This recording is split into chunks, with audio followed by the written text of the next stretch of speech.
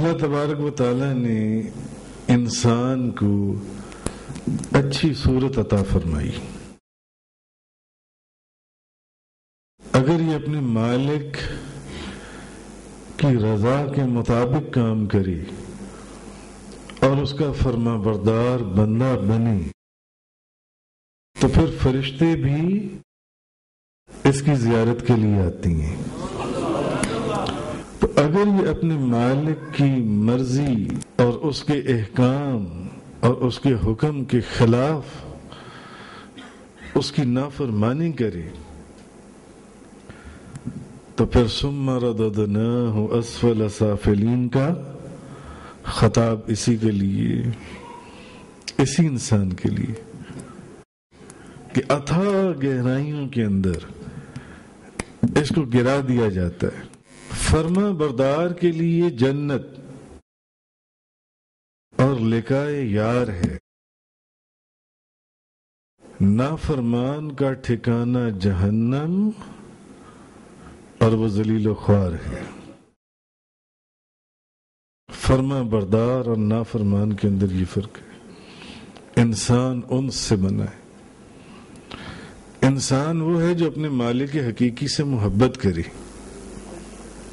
اور پھر اس کی اطاعت بھی کرے. جب محبت ہوگی تو پھر اطاعت بھی ہوگی کہ نہیں ہوگی؟ پھر اطاعت بھی ہوگی. اپنے مالک سے محبت کرے پھر اس کی اطاعت بھی کرے، اس کی مخلوق سے پیار اور ان کے حقوق کی رعایت بھی کرے.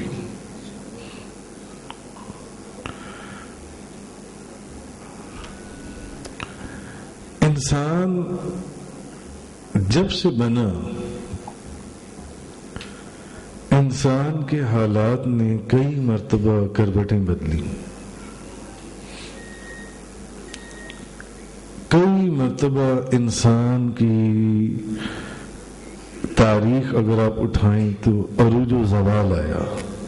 حضور سید دو عالم محسن انسانیت ہادی دو جہاں تاجدار دو جہاں کی آمد سے پہلے، آپ کی تشریف آوری سے پہلے انسان گمراہی کے گہرے گڑھوں کے اندر گر چکا ہوا تھا. حضور کی تشریف آوری سے پہلے، نبی پاک صلی اللہ علیہ وسلم کی تشریف آوری سے پہلے سگا بھائی سگے بھائی کا دشمن تھا.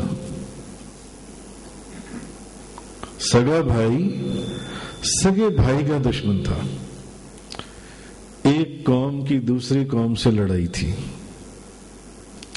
ایک قبیلے کی دوسرے قبیلے سے جنگ تھی.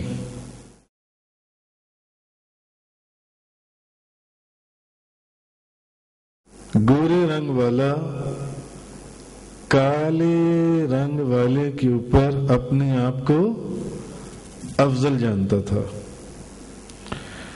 ایک انسان دوسرے انسان کو غلام بنا کر اس سے جانوروں کی طرح سلوک کرتا تھا.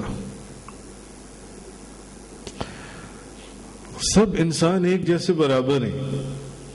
اللہ نے دو آنکھیں دی، ناک دیا، کان دیے، جسم دی، صحت دی، تندرستی دی، مگر گورے رنگ والا جس کو اللہ نے گورا رنگ دیا وہ کالے رنگ والے کے اوپر اپنے آپ کو میں افضل ہوں، میں اعلیٰ ہوں کالے رنگ والے سے جن سے.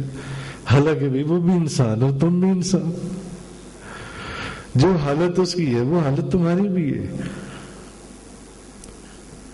ایک انسان دوسرے انسان کو غلام بناتا تھا اور جانوروں کی طرح اس سے کام لیتا تھا. نبی کریم علیہ الصلوۃ والسلام کی تشریف آوری کے وقت اس وقت انسان کی کیا حالت تھی؟ سگا بھائی سگے بھائی کا دشمن تھا. ایک قوم دوسرے قوم سے لڑ کے بیٹھی ہوئی تھی. ایک قبیلہ دوسرے قبیلے سے 40 سال سے جنگ لڑ رہا تھا، ذاتی اغراض و مقاصد کی خاطر دوسرے کی عزت اور آبرو کو داؤ پر لگا دینا کوئی برا فعل نہیں سمجھا جاتا تھا۔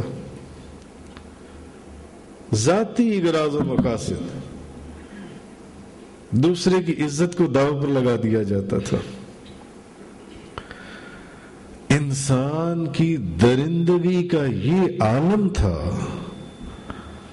انسان کی درندگی کا یہ عالم تھا کہ اپنے ہی ہاتھوں سے اپنی ہی بچیوں کو زندہ درگور کر کے فخر محسوس کرتا تھا۔ ایسا تھا یا نہیں؟ آپ نے پڑھا سیرت کی کتاب میں، حدیث کی کتاب میں،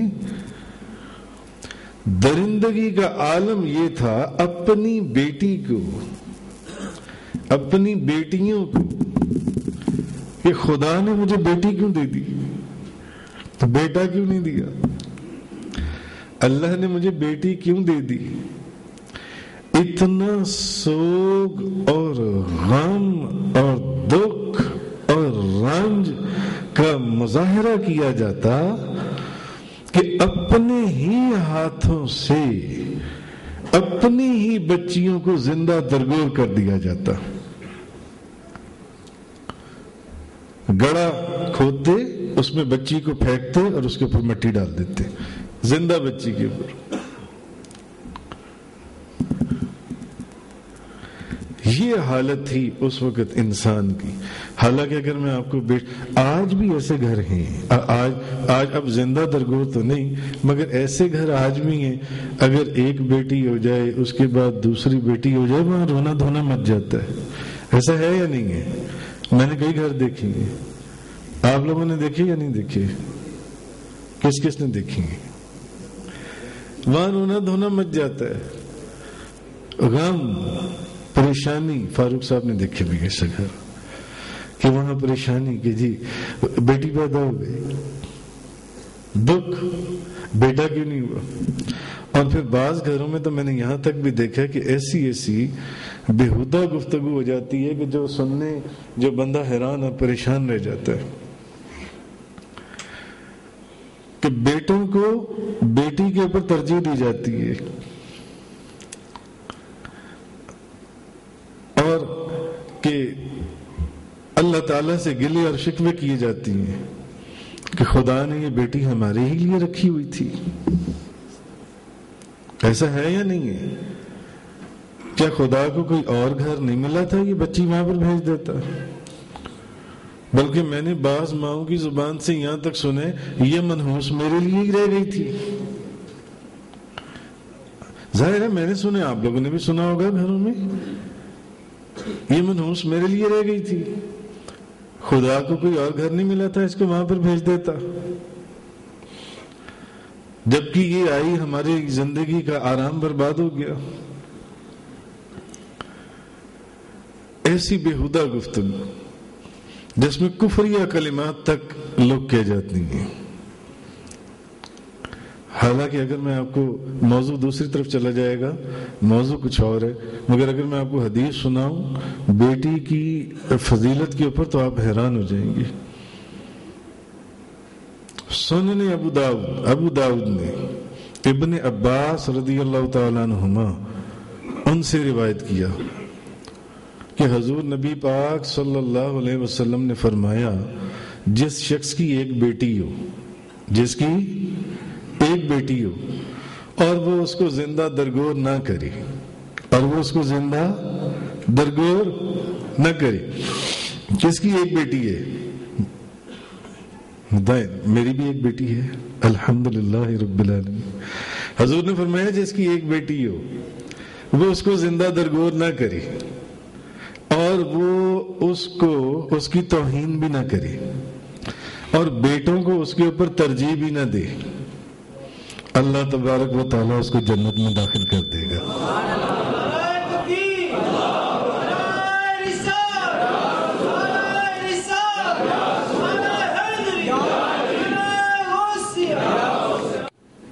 ایک مومن جب کسی دوسرے مومن بھائی کو ملتا ہے، ایک مسلمان کی دوسرے مسلمان سے، ایک مومن کی دوسرے مومن سے جب ملاقات ہوتی ہے تو وہ کیا کہتا ہے اس کو؟ السلام علیکم، السلام علیکم۔ اور جب آپ کو کوئی آپ کا مومن بھائی ملے، آپ کی آپس میں ملاقات ہوئی، آپ نے اس کو کیا کہا؟ السلام علیکم، السلام علیکم۔ اچھا، آپ آگے سے پھر کیا جواب دیتی ہیں؟ اچھا، جواب دیتے ہیں یا نہیں دیتے ہیں؟ جی، جواب دیتے ہیں۔ اچھا، بعض لوگ سلام کا جواب نہیں بھی دیتے، بعض لوگ سلام کا جواب نہیں بھی دیتے، مگر میں آپ کو ایک بات بتاؤں، سلام کرنا سنت ہے، سلام کرنا سنت ہے، اور جواب دینا واجب ہے۔ جو سلام کا جواب نہیں دے گا وہ گناہگار ہوگا، وہ گناہگار ہوگا، اس کو جواب دیں۔ اچھا، ایک مومن کی جب دوسرے مومن بھائی سے ملاقات ہوتی ہے، آپ دونوں بھائیوں کی آپس میں ملاقات ہوئی، آپ نے کہا السلام علیکم، آج الحمدللہ آپ زندہ ہیں۔ ایک زندہ مومن بھائی کی جب دوسرے زندہ مومن بھائی سے ملاقات ہوئی تو اس نے کیا کہا؟ السلام علیکم۔ اے میرے بھائی، خدا تجھے سلامت رکھے، تجھ پر سلامتی ہو، ایسے ہی ہے نا، تجھ پر سلامتی ہو۔ آگے سے آپ نے کیا کہا اس کو؟ وعلیکم السلام ورحمۃ اللہ وبرکاتہ۔ مجھے سلامتی کی دعا دینے والے، خدا تجھے بھی سلامت رکھے۔